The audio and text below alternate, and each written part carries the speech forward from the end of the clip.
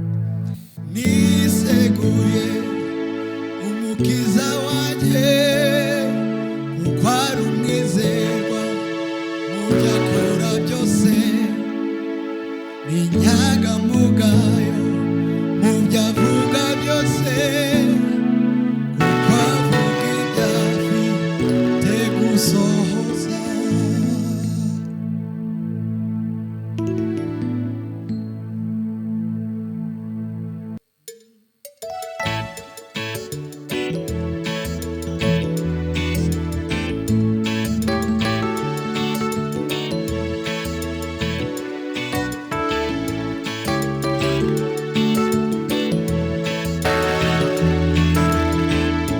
Watubereye ibyiringiro, watubereye ibyiringiro Yesu we, watubereye ibyiringiro mwami wabatewe, watubereye ibyiringiro, watubereye ibyiringiro, watubereye ibyiringiro, watubereye ibyiringiro Yesu we, watubereye ibyiringiro, watubereye ibyiringiro, uhoraho ni wowe Mana, ni wowe byose bihaga amaso, uhoraho ni wowe Mana, ni wowe byose bihaga amaso, watubereye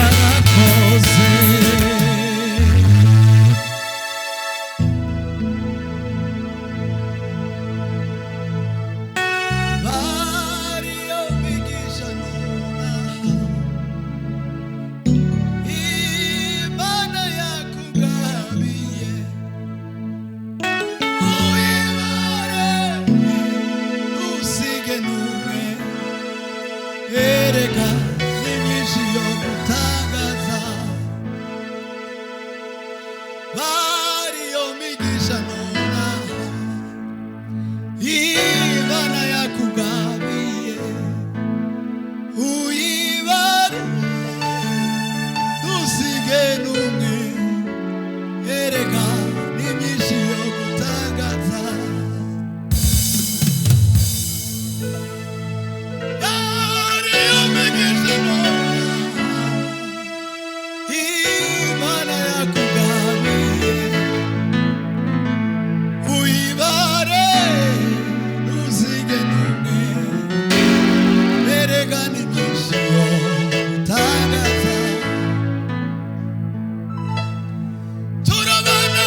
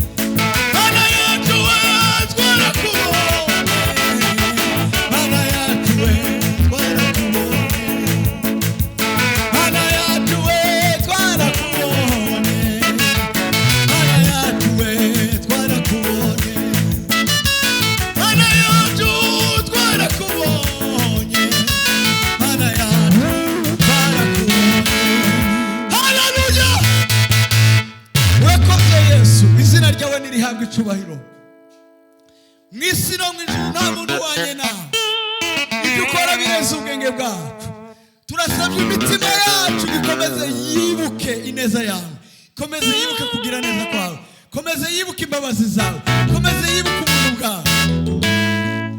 Ai Mana yacu twarakubonye, Mana yacu twarakubonye. Haleluya! Imana ihereze umugisha. Amen.